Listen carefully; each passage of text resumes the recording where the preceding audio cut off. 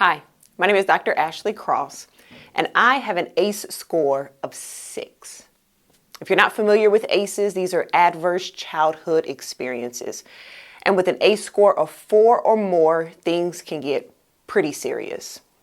According to the American Society for Positive Care of Children, people with an ACE score of 4 or higher are 460% more likely to experience depression and 1,220% more likely to commit suicide. Childhood trauma can have lasting impact on our lives, and the research shows that trauma can actually alter our brains. But the good news is that hope recovers what is lost during adverse childhood experiences. Now, the crazy thing about all of this is if you asked me, I still feel like I had a very fortunate upbringing. I had a mother that still to this day thinks the world of me. I had a grandmother who is my favorite hero. And I had a father who, like the old people would say, I would fight the wind for. So even with a high ACE score, I still feel like I'm very loved and I was privileged.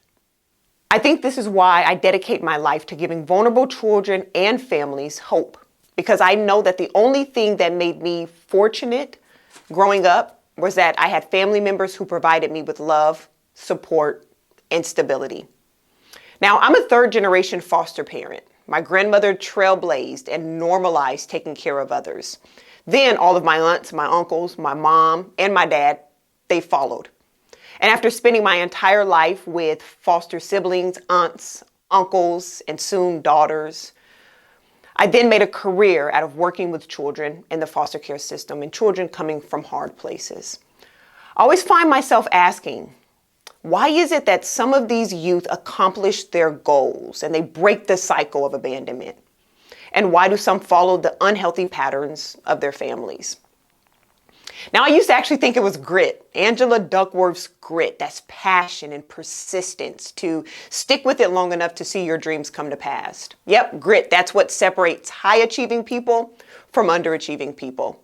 It's our passion for life and our ability to suck it up and keep going. So that was my answer for children in foster care. It's grit, passion, persistence, hard work, work ethic. That's really all they need. It's simple. Work harder, make better decisions, and life will ultimately be better. But what grit fails to do is to explain the relationship between achievement, motivation, and trauma. To be honest, when we talk about vulnerable and traumatized children and families and what we think that they need, I think we have it all wrong. I don't think they need more grit. I don't think they merely need more resilience or optimism. I don't think they need just better jobs and more opportunities. And to an extent, I don't think that all they need is trauma-informed care. Trauma-informed care moves us from asking what's wrong with you to moving to understand how someone's story might impact their behavior, their development, and their overall health. This leads us to asking what happened to you. This is powerful. It removes the stigma and it seeks to understand. But I'm here to tell you that we cannot stop there. We must move into a hope and healing centered approach. We must begin to ask what's right with you. There's something very dangerous about being stuck at what happened to you. We want to get there. We want to acknowledge that they have a history full of trauma, a history full of disappointment, a history maybe sometimes full of abuse and abandonment, but we can't stay there. We have to begin to move forward towards healing. In the early 1990s, C.R. Snyder developed the HOPE theory. He states that hope is the trilogy of pathways, goals, and agency. Let me say that again. He says that it's the trilogy of goals, pathways, and agency. Goals are I know where I want to go. Pathways are routes that we take to get to where it is that we want to go. Pathways thinking is persistent and it tolerates setbacks and disappointment. It has a source of resilience. Agency says that I can do this. It's the belief that someone holds regarding their capability to achieve their goals. Brené Brown powerfully describes hope as a function of struggle. We develop hope not during the easy or comfortable times, but through adversity and discomfort. Hope is forged when our goals, pathways, and agency are tested, and when change is actually possible. Now, hope is not an emotion. This is not about how we feel, it's about how we think. It's not about teaching children what to feel, it's about teaching children how to think. It's not about motivation and what we do when we feel motivated. It's about what we do and how we think when life slaps us in our faces. Dr. Chan Hellman defines hope as the belief that your future will be better than your past and that you have the power to make it so. Then on the contrary, theologian Rob Bell defines despair as the belief that tomorrow will be just like today. Now let's imagine the life of a child in foster care. They wake up every morning and they ask themselves questions like this. Are my siblings safe? Does my foster family really love me? Does anybody want me? How can I make people want me? Why don't my parents want me? Is my mom safe? Is my dad okay? How long will this foster family let me stay here? When will I go back home? Will I go back home? Will anybody ever want to adopt me? Why won't my caseworker answer their phone? Will I have to change school again? Will I be homeless? Children in foster care, they have every reason to believe that tomorrow will be like today, unless we give them hope. One way that we can do this is through the HOPE585. Our mission at the HOPE585 is to educate, enrich, and empower youth and families through programs and partnerships that give them hope and help them thrive. Our vision is to see a city restored, and we believe that this happens by strengthening and preserving families and protecting children. We believe that everything begins with hope. Yes, children need opportunities. Families need to be restored. We need to teach them to be resilient, provide for them opportunities to learn.